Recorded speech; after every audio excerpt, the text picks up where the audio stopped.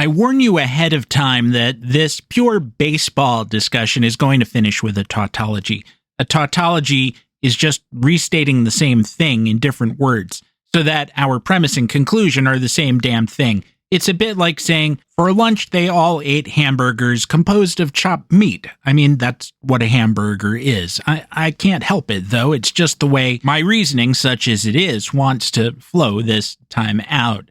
As the playoffs went on this week, there was some counter-programming over at The Athletic, with an article by Andy McCullough regarding Colorado Rockies' dysfunction and what they might do to fix it, assuming that they want to. Now, the answer is likely that there is nothing they can do to fix it, because they wouldn't have gotten to 119 losses and 3 100-loss seasons in a row without the owner being the impediment.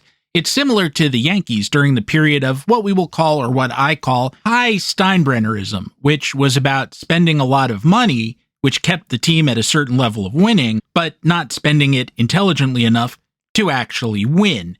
He would stomp on the nuances of roster building in a way that meant the club would eventually crash from old age, and 2, you couldn't ever have a young pitcher with a live arm on the team.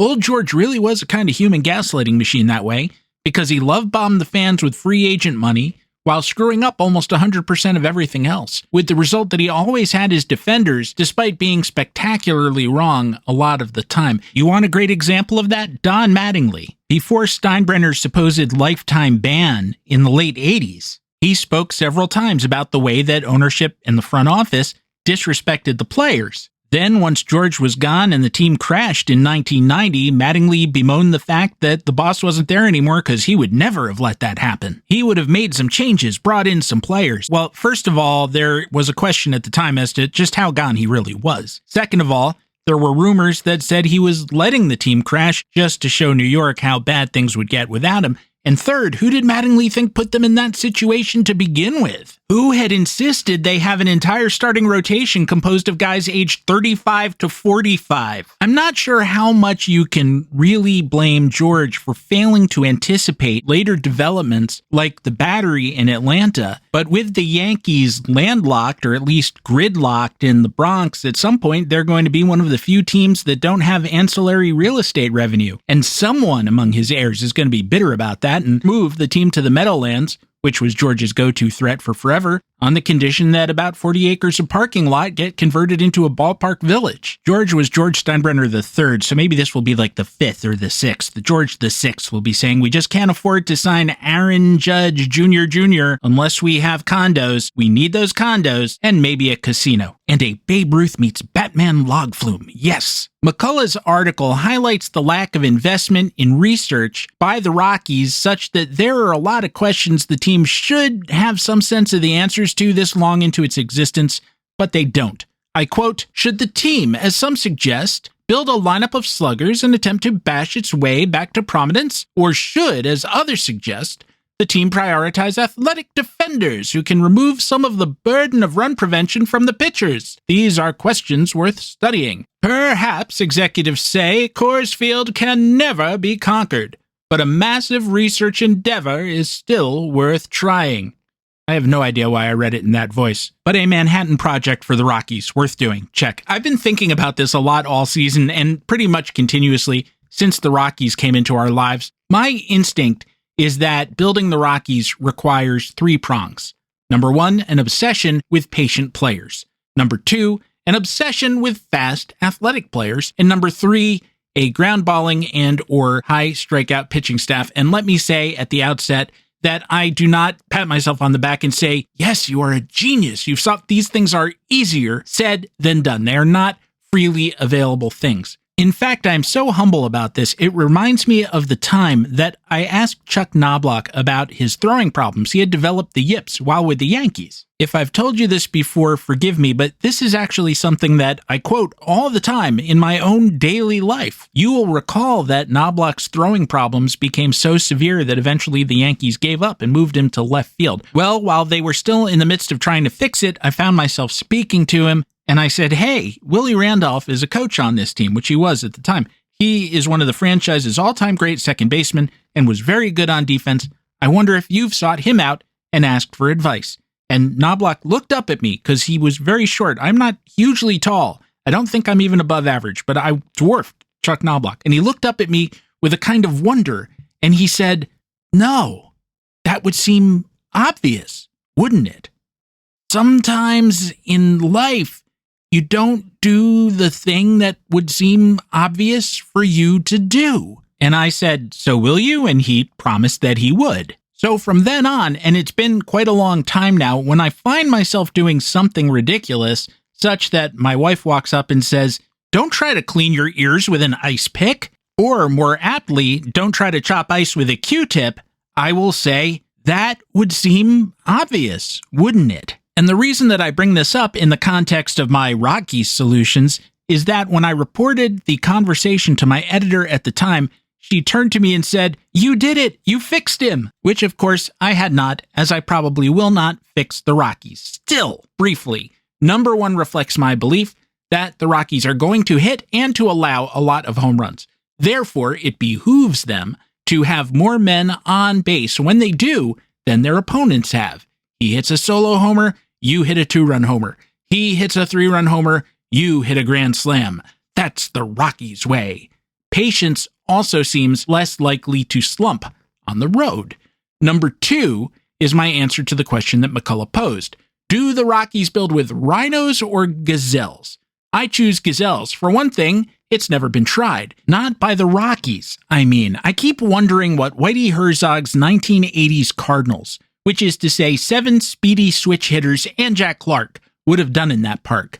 Remember, in 1987, when the Cardinals went to the World Series against the Twins, the median National League team hit something like 150 home runs. The Cardinals had 94.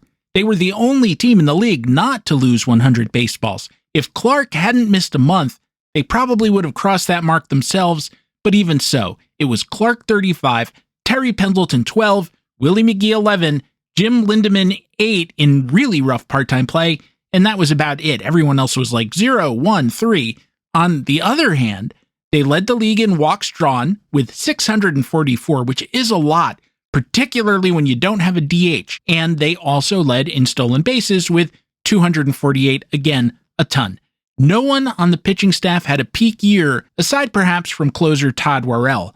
They were just good, despite being tied for the lowest strikeout rate in the league. They had Ozzie Smith to pick up the balls that got into play, and that was enough. I always figure in life that if you can't raise the bridge, you can lower the river. Having a good defense makes it more likely the other guy will hit solo home runs because your gloves will prevent some singles. Simultaneously, if you go with the stars of track and field as your defense, yeah, you will hit fewer homers. But with that big orchard the Rockies play in, you might hit a bunch of triples with men on, and that's nearly as good. You will run the other team's outfielders ragged. Again, I realize you can't just click your mouse and tell DoorDash or Uber Eats to bring you a mess of speedy, patient switch hitters. I wonder, though, since no one in baseball drafting these days is selecting for those guys most of the time, if you might be able to load up in the lower rounds of the draft and thereby fix the team faster. If you look at some of Herzog's best players, they meet that description. I realize that was a million years ago, but he had a lot of low picks and non-drafted free agents. I'm not saying that Rays players like Chandler Simpson and Jake Mangum are great players right now, because they're not. And since Mangum is going on 30, he is what he is. But they came out of the 2nd and 4th rounds, respectively. Speedy Jose Caballero, who came to the Rays via the Mariners and is now with the Yankees, was a 7th round pick, and he should have been. Clint Barmes, who used to pick it pretty well in the Rockies infield, very poor hitter, so he was a 10th round pick in 2000, yet he was still more valuable to the Rockies than, say, Ian Stewart, their 1st round pick a couple of years later, who actually had power. On a WAR basis, Barmes was more valuable to them than anyone they've drafted in the last 10 years. It pains me to say that, too, because in 2006, despite playing in Denver, Barmes hit 220, 264, 335 in 131 games. And if you want his road averages, just take about 15 points off all 3 of those percentages. You might weep while doing it, as if you were chopping onions. You have to field like the offspring of Ozzie Smith and Ishtar to make up for that, and almost no one does. He was good, but not that good. Point 3 about pitchers is simply this: keep the ball out of play as much as you can, keep the ball out of the air as much as you can. This is another thing that's easier said than done too, because over the last decade or so, pitching orthodoxy has been don't sink it, pitch up. Possibly the Rockies should go backwards here. Possibly I don't know what I'm talking about. If they had an R&D department, we could ask them, but they don't, so we have to guess. And it should go without saying that there are only so many pitchers like Framber Valdez who gets both strikeouts and a crazy high ground ball rate. I can't help but mention one more time that the Rockies are chronically impatient, so consistently impatient that it seems cultural. Only 4 Rockies teams have cleared 600 walks in a 162-game season, and the last time was 16 years ago. They won the wild card that year with a record of 92-70. It worked for them. This year, they didn't clear 400 walks, which is a relatively rare failure and the mark of an extremely impatient team. Now, there are exceptions to every rule. The Royals were under 400 for 4 straight years, starting in 2014, and they twice reached the World Series and won once during that period, but generally not getting on base isn't a winning strategy. There are exactly 3 teams in history who have drawn fewer than 400 walks in a 162-game schedule and reached the postseason at all, and I just named 2 of them, the 2014 and 15 Royals. The other was the Cardinals in 1968, the year of the pitcher. All 3 teams had very good pitching and played good defense. Those Royals teams, even that Cardinals team aside from Bob Gibson, were not spectacular clubs. They do not rank with the best teams of all time, not on the high side anyway. Gibson had one of the great seasons, year of the pitcher or not, so in a short series he had a tendency to distort things in the Cardinals' favor, as a large object will distort gravity. But even though the roster had other future Hall of Famers like Orlando Cepeda, Lou Brock, and Steve Carlton, and teenage Ted Simmons, just for a second, mostly they were not at their best that year. The club was just solidly built in a way where their strengths, at least for a little while, compensated for their weaknesses. The same thing went for the Royals, particularly with a bullpen that defied gravity for a couple of years. Bullpens often don't repeat because you're looking at small samples and you don't know what it is you're seeing really. There's a lot of fluke that goes into that. Not the fish. The fish, flounder-like, even now is lying at the bottom of the ocean, looking up at you and thinking thoughts. I must tell them something, but what, thinks the fluke. I will say it is an open marriage that we have. It will work this time. After all, it worked once. See, he's a fluke, so the deception worked once. You get it, right? I'll come in again, but the point is, there are things that work all the time, and I wonder if we're overthinking this. Maybe it's easier to say that the secret to building a good team is to acquire good players, and just admit that the Rockies have done a terrible job of that. I already talked about the draft, which has been a problem for them for a long time now, and then free agent signings, Ian Desmond, Chris Bryant, oh my. This is the potential tautology that I mentioned earlier, that in order to have a team composed of good players, the Rockies need to get good players. And maybe it really is that simple. The 2007 Rockies team that went to the World Series was in no way the 1927 Yankees, but they had a collection of very good players who were largely not just a creation of Coors Field. Todd Helton is now in the Hall of Fame. Matt Holliday was at least a Hall of Very Good guy who played well in other places. Troy Tulowitzki was a special shortstop on both sides of the ball until injuries brought his peak period and his career as a whole to an early close, so we never really did learn what he might have done outside of Coors Field. You might have forgotten about Brad Hopp, who wasn't a great outfielder. He was pushed to the pastures because Helton had him blocked at first base. But from 2006 through 2009, he hit .288 with a .384 on-base percentage and a .518 slugging percentage, and not every player who goes into Coors Field hits like Charlie Keller.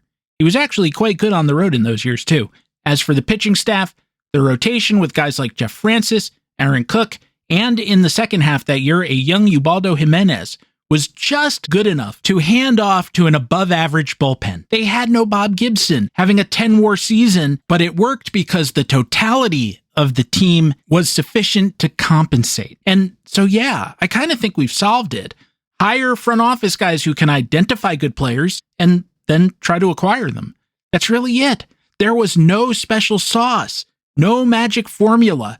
Everything else about the park, about the altitude, about the road trips and the way that the players have to adjust, there is some validity to all of them, But at bottom, they're special pleading, hardly powerful enough to negate this basic rule of baseball: just get good players. When you were a very little kid, did you ever get frustrated because something you needed to do, say learn to ride a bike or learn to swim or memorize your multiplication tables, frustrated you? And so you turned to your mom or to your swimming teacher and you said, I can't.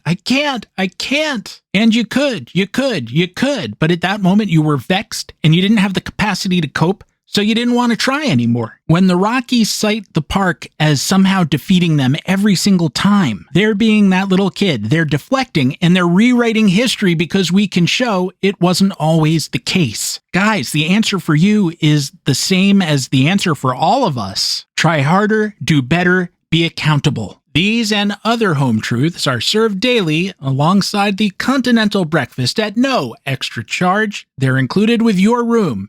Just turn left at the top of the stairs and grasp the knob with a strength that indicates a firmness of character, and you'll be welcome at the inn of the infinite inning.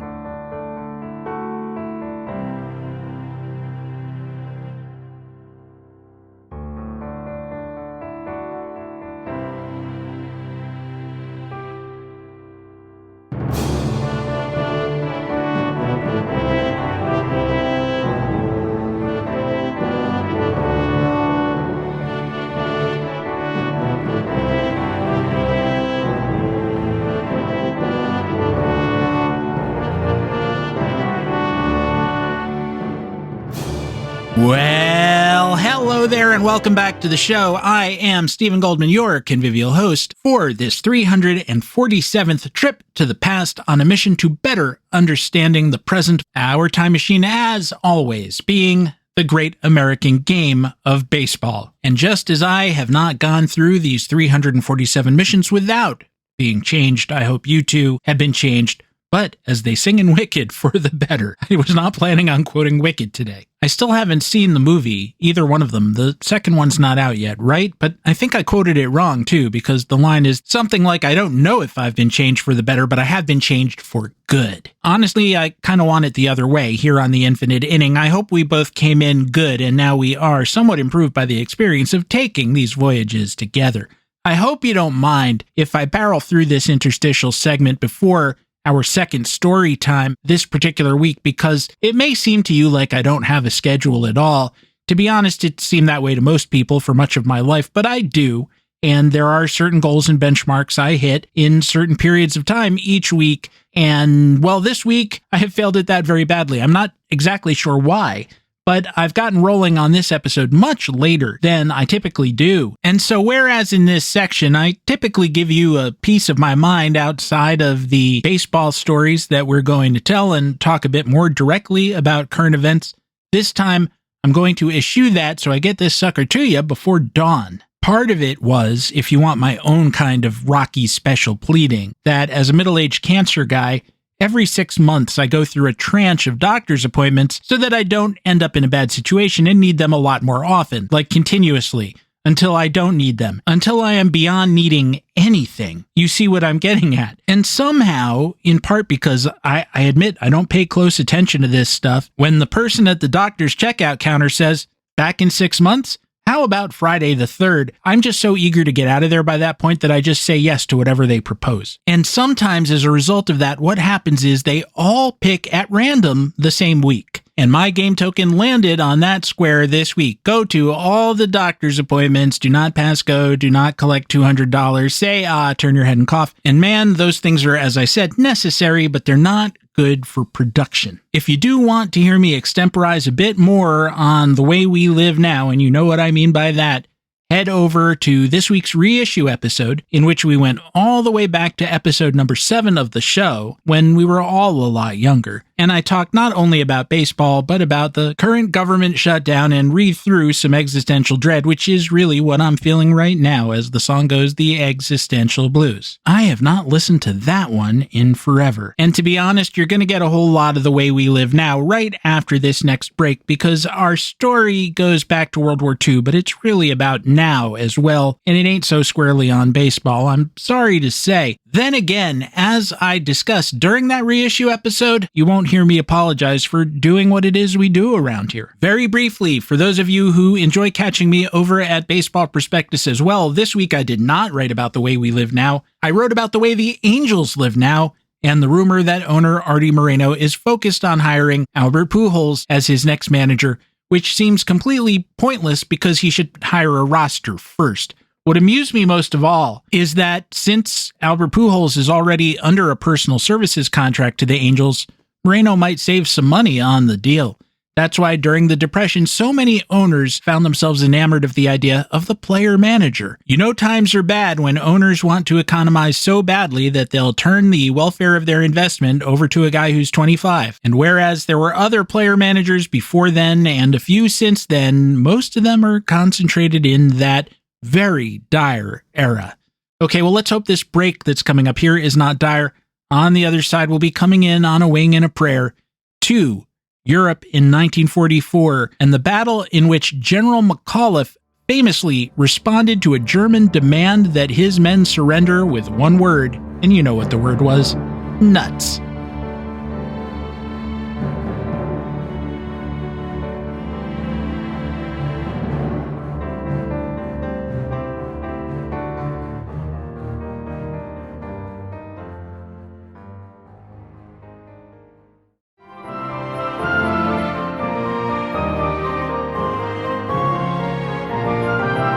I've remarked many times over the years on the show, and it's over 8 years now, that if we wanted to, we can include the Battle of the Bulge in our list of baseball stories. Of course, baseball is everything. Everything is baseball, and there's a little baseball in all of American history and vice versa. First, there were a number of young players who saw combat in the Battle of the Bulge, which was a huge affair, and we'll get into detail a little bit more in a minute. But that group included Warren Spahn, in the future a 13-time 20-game winner, Cecil Travis, .314 hitting shortstop, 3-time pennant winner, 2-time championship manager Ralph Houck, and 1,000-game Hall of Fame knuckleball reliever Hoyt Wilhelm. And some of them fought with distinction and were wounded. I don't mean to imply that any of them fought without distinction. I mean that they received citations and medals and so on. Over 8,000 Americans were killed and nearly 50,000 wounded. So an entire sold-out stadium of men suffered something between a scratch and the loss of some part of themselves. And both groups, the dead and the severely wounded, may have contained some potential additional spawns. But when the Germans have shot off your arm or some chunk of your brain responsible for fine motor control, there's no coming back. So we can't know. We'll never know what was lost. And that applies not only to baseball, but to every walk of life. We don't know who now lies under French soil, or in places like Arlington, who might have contributed greatly to the welfare of the nation or the world. When I've referred to the Battle of the Bulge on this program, I've usually talked about it in terms of Spahn, who the Braves manager Casey Stengel called gutless when he wouldn't throw at a batter at Casey's instructions, and then, to Casey's great chagrin, obviously he became a great pitcher and a war hero. And Casey was never shy about admitting, as he said, when I messed them up, I really messed them up. And just as a side note to that, a person with a healthy ego owns it when he's made a mistake. Another thing I talk about in terms of the Battle of the Bulge is Americans use something that they could take for granted, knowledge of the game, to combat enemy infiltrators. Operation Grief required Commando Otto Skorzeny and his men to wear captured American uniforms behind the lines and make as much mischief as they could, including misdirecting traffic, among other things. Maybe more than a lot of other things, a continent-sized war is an exercise in logistics, in getting men and material to the right place at the right time. Not every heroic soldier is Captain America. Some of them are more or less accountants, guys who know their way around a spreadsheet or a purchasing order. And it really doesn't matter if they're buff or not. Some of them are dentist assistants. You've got 1 million men 2,000 miles from home, and one of them pops a filling. Are you going to send him back to Brooklyn? Or do you want to have a dentist on site to fix that thing, to plug that hole, and get the guy back out front with his rifle? And some aspect of that, as you're moving men about these countries, is literally directing traffic. Patton is a pretty complicated, problematic movie for me. There was a thread on Blue Sky that I jumped into earlier this week about that. But there are a couple of scenes I absolutely do believe wholeheartedly when Patton's ability to move his army is disrupted by traffic jams. Hell, my plans to go to lunch are frequently disrupted by traffic jams. Imagine trying to squeeze, just for argument's sake, 250,000 soldiers into a small geographic area that in normal times might accommodate no more than 10,000, and never all of them in one place. Now you roll in with the boys, some of them in tanks or trucks or with mobile kitchens or dentist setups. Plus, you have to move the bullets for those soldiers, shells for the big guns, not to mention the big guns themselves, food for all of the above, the support staff, the doctors, the nurses. It's just an unimaginably huge exercise. So it behooved the Germans to mess with that as much as they could and turn it into a standard rush hour here in central New Jersey. As you know from the other times I've talked about this, once we cottoned to what was happening, we thwarted Operation Grief in part by asking doubtful American soldiers, what position had Babe Ruth played? What league do the White Sox play in? What is the name of the Brooklyn baseball team? And it kind of amuses me to think that there are right-wrong answers to all of those. But I hope no smartass private was dumb enough to say, the Superbas? The Bridegrooms? If the MP didn't know his trivia, you'd get your can shot off, and that is a dumb way to die. The Robins, right? So to review, the Battle of the Bulge, Warren Spahn, and which team plays in Brooklyn. Baseball was part of the Battle of the Bulge. The Battle of the Bulge is an important but costly victory in American history, and baseball is part of that too. It's all of a piece, all part of the infinite inning. And so is this. This week, the current Secretary of Defense, who styles himself Mars, the Secretary of War, called in all our far-flung generals from around the world so they could listen to a very important harangue in person. He said many sketchy things, and I'm not going to cover them all today. I just want to talk about the Bulge and what Mars, the Secretary of War, called stupid rules of engagement. I quote, and I won't do it in that voice, "We unleash overwhelming and punishing violence on the enemy. We also don't fight with stupid rules of engagement. We untie the hands of our warfighters to intimidate, demoralize, hunt, and kill the enemies of our country. No more politically correct and overbearing rules of engagement." Let me just stipulate this. The United States, we don't like to admit it, but we've lost a bunch of wars, and a lot of the ones that we won, we had help with those, like the French in the Revolutionary War. We kind of won the Civil War, but since we were both sides, we also lost it, and neither side really distinguished itself. But however we lost them, we didn't lose them because of politically correct and overbearing rules of engagement. Before you shoot that guy, make sure you've got his pronouns right. Oops, sorry, their pronouns right. That has never happened. But let's talk about the absence of rules of engagement. December 17th, 1944, the Battle of the Bulge is ongoing. It wasn't like Gettysburg, a 3-day affair. This was more like 4 to 6 weeks. And December 17th was only day 2, give or take. Some of you probably already know where I'm going with this. There aren't any great films devoted to the Battle of the Bulge that I can think of. The one all-star Hollywood film with Hank Fonda in 1965 is not good at all, but it knew to include this event, and the stuff about the baseball players, too. Briefly, the Germans were losing the war. Their boss, you know who I'm talking about, decided to roll the dice by throwing in what reserves he had left in order to win a decisive battle in the West and force the Americans and British to the negotiating table. In the East, the Soviets were coming on fast and there was no chance of either a decisive win or negotiating. To the end of the war, a lot of high-ranking Germans, including that guy, could never quite get it through their heads that we hated him or them more than we feared communism. So we weren't going to break the alliance, not then anyway. Once he was gone, different matter. He noted that the Allies had a weak spot in the Ardennes forest as they were closing in on Germany, having landed at Normandy back in June, and you know what happened after that.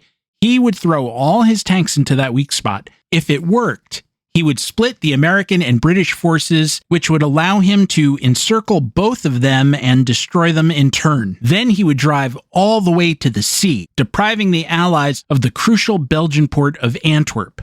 and they had some initial success, but literally ran out of gas, among other things. And all he really succeeded in doing was killing a lot of people on both sides and exhausting reserves he might have used to save his people from the vengeance of the Russians, who felt they had a lot of payback to do.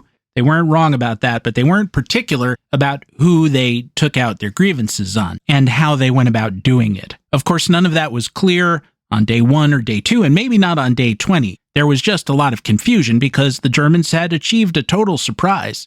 And what made it worse was that bad weather kept Allied planes out of the sky for a while, which meant panzers could roll and the infantry columns could march without fear of being shot from above or bombed from above. And in this way, did 200,000 German soldiers with 600 tanks get the drop on 80,000 Americans and their 400 tanks. And so did day 2, December 17th.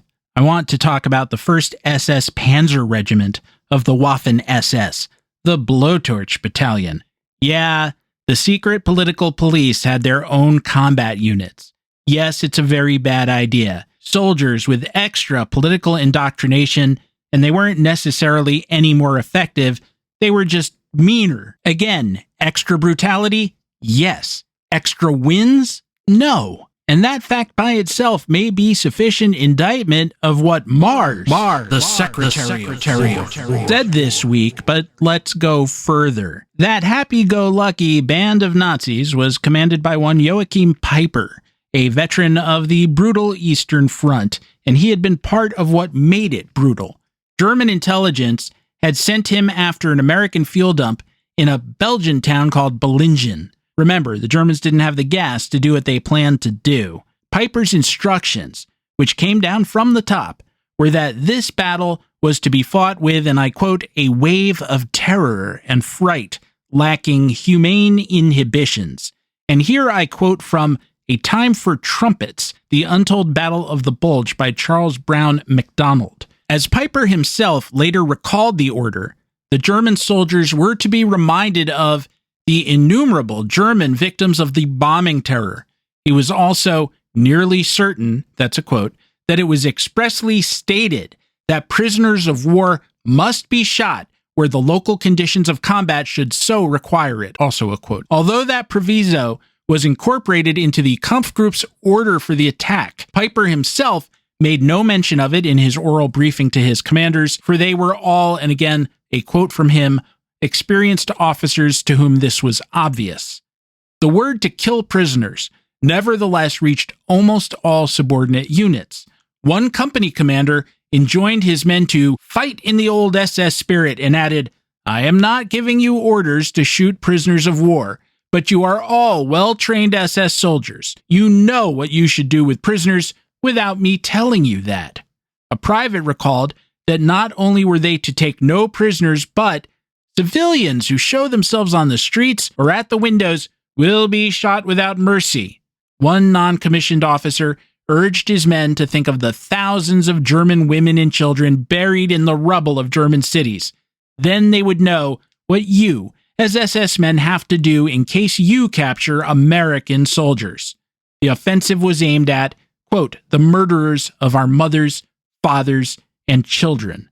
Unquote. And reading that, even all these decades later, I'm still tempted to say, you started it. But rather than engage with ghosts in a debate over who had the moral high ground, I just want to point out what the moral ground was, how low it had been set, and what that would mean for Americans, and what forsaking, well, a moral ground at all meant for Americans on, and forgive the sports reference, but on both sides of the ball, because we got to confront the consequences from both sides, offensive and defensive. Peiper's column rolled along, murdering every American they encountered who surrendered. Maybe you visited an American military cemetery and seen the rows and rows of white headstones.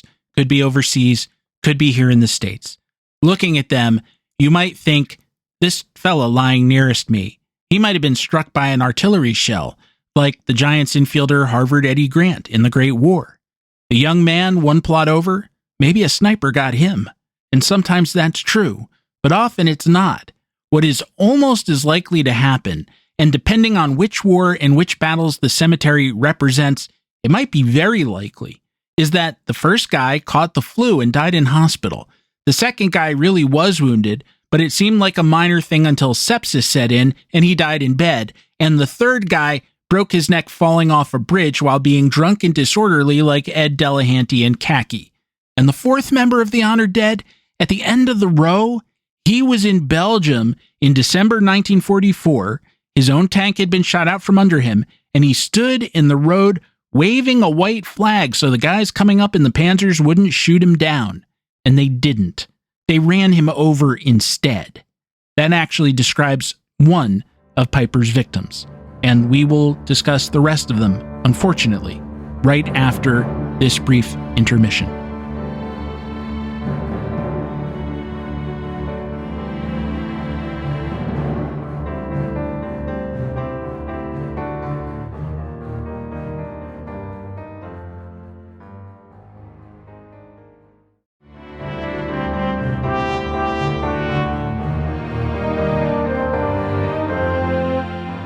Later that day, Piper and his men encountered and overwhelmed Battery B of the 285th Field Artillery Observation Battalion. Boxed in, over 100 American boys surrendered.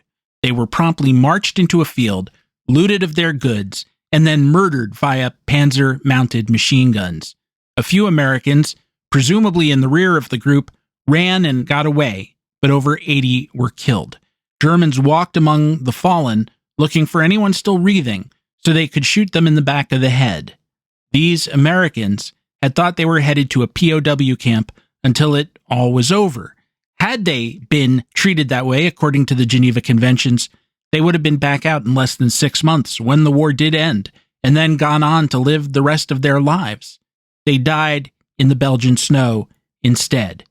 It is very easy to say the words 84 dead. It is much more difficult to try and really feel it, to attempt to walk in the boots of the men who died there, young men who had interrupted whatever their plan for life had been, college, marriage, perhaps a life like their parents had, or perhaps something different or better.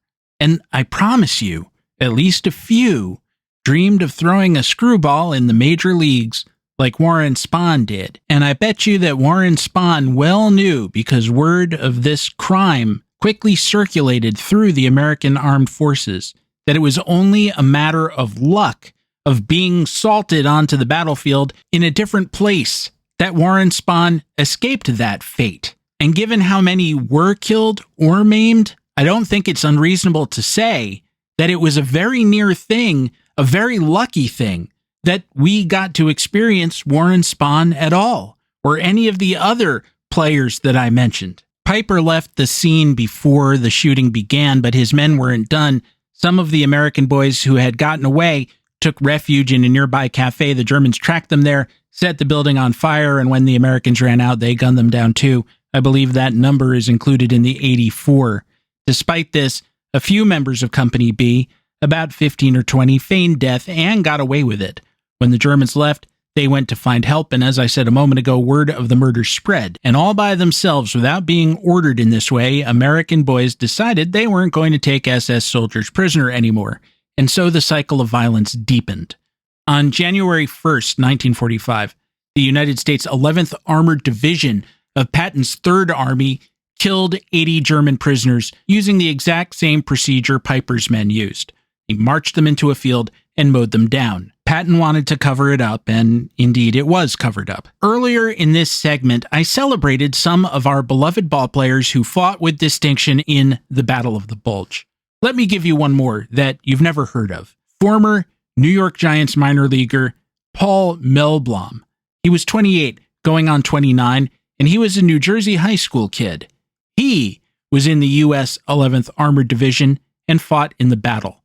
Did he take part in killing those POWs? I don't know. If he did, he took that information with him because he was killed in battle on January 14th. Melblom had been a pitcher, but suffered some sort of arm injury that stopped his career almost from the beginning. Whatever it was, he was convinced he had to give up the game. By the time he was inducted in November 1942, he was working in a DuPont chemical lab. He had 3 other brothers, all of them simultaneously serving in the war. One of them was wounded in Normandy, So we're very nearly into Saving Private Ryan or Fighting Sullivan's territory here. I should point out that the former was fiction, but the latter was based on a true story of the simultaneous loss of 5 brothers. I very much doubt that Paul Melblom was one of the killers of those Germans, but if he was, should I still celebrate him as I do Spahn? Look, members of the SS were some of the most failed, sorry excuses for human beings ever. I haven't much sympathy for any of them. They murdered literally millions. Some of them individually were responsible for thousands of deaths. I don't think the 80 Germans marched into a field and were machine gunned in precisely the way that the SS had murdered our boys were innocent kittens, but they also weren't the same guys, and we do not believe, at least we're not supposed to believe, in collective punishment.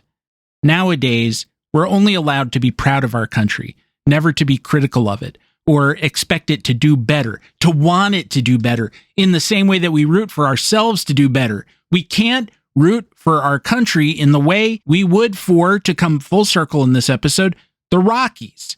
Do you want the Rockies to do better? If that's true, then you also admit that the Rockies have a problem. If we're not allowed to speak frankly about the Rockies and to be accurate in the way that we speak about the Rockies or any other ball club, or our siblings, our spouses, our best friends, and our government, then we are stuck with what we've got, or what they want to give us.